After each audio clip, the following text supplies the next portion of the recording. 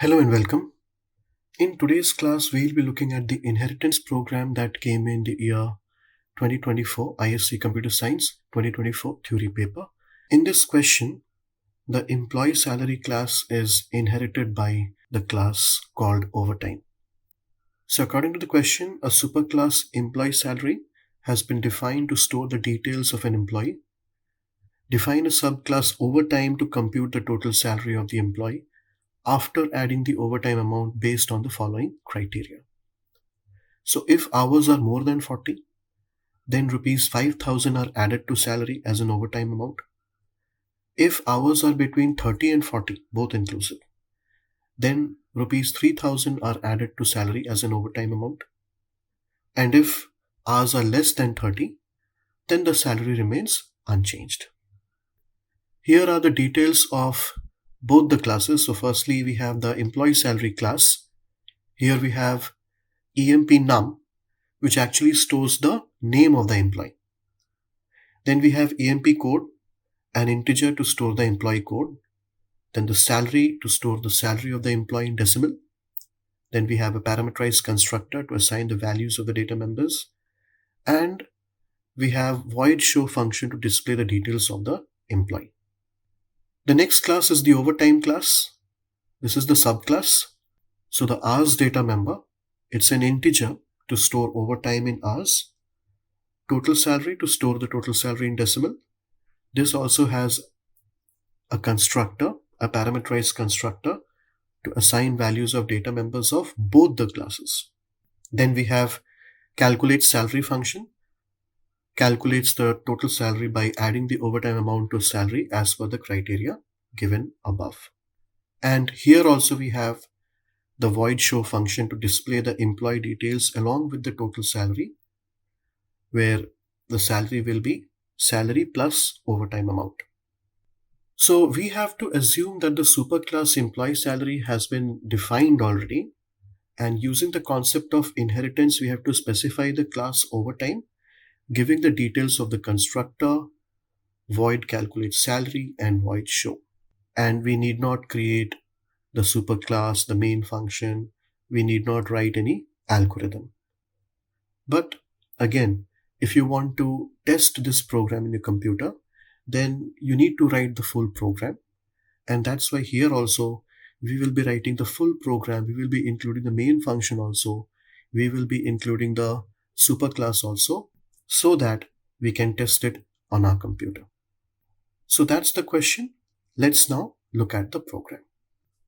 So here I have created a file inheritance.java, and firstly I have imported the scanner class. Then I have created the superclass employee salary. I have declared the data members as protected. So these were the data members: employee num, which was actually storing the name of the employee, and employee code, which is an integer, and salary, which is in decimal. So we have taken double data type. And then we have this constructor, parameterized constructor. So it is initializing all the data members. And we have the show function, which is displaying the details: employee name, employee code, and the salary. Now, after this, we have created the subclass overtime, which is inheriting from the superclass employee salary. And that's why the extends keyword has been used. So class overtime extends employee salary means the class overtime is inheriting from class employee salary. Now overtime class has its own data members. So we have number of hours and the total salary, and it has its own constructor, and it is taking parameters for both the classes because it has data members of both the classes. It has inherited from the superclass, so it has the data members of both the classes, and that's why we are passing all the required parameters. And then to initialize the data members which were present in the superclass, we have used the super keyword, and we have used it like a function, like a constructor. We have passed the necessary parameters, and automatically the name and the employee code and the salary gets initialized, and the extra parameters that we have just declared over here, these are initialized later. So we have initialized hours and the total salary we have set as 0.0. Next, we are calculating the salary using the calculate salary function. So if the number of hours is greater than 40, then salary plus 5,000 will be the total salary. Otherwise, if it is 30 or greater than 30, but at the same time not greater than 40, it will go up to 40 maximum. So in that case, salary plus 3,000 will be the total salary. Otherwise, the total salary will remain the same. And then we have the show function. Now we have to display the data members of the superclass also. So that's why again we are using the super keyword. And this time we are not using it like a function. Instead, we are using it like a variable, okay, an object you can say. And through that object, the show function. So super.show means I'm executing the show function of the superclass. So automatically the first three details will be printed, and the extra details, the number of hours, the total salary, gets displayed later. And now I have created another class called inheritance. Now here, this class is going to keep the main function. And here we are going to ask for all the details: employee name, employee code, the salary and the hours. And then we are creating an object of the subclass over time. We are passing all the required parameters.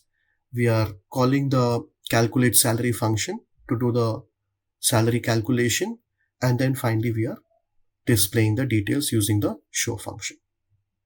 So that's the program. Let's now check the output. So first of all, we compile and then we execute. So employee name,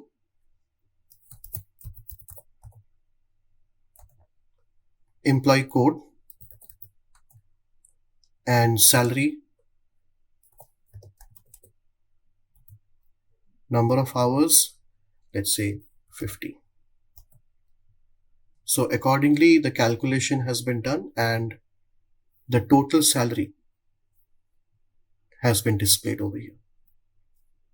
So that's all in this class. I hope you have understood how to solve these inheritance programs that appear in the board exams. Thank you for watching and see you soon in the next class.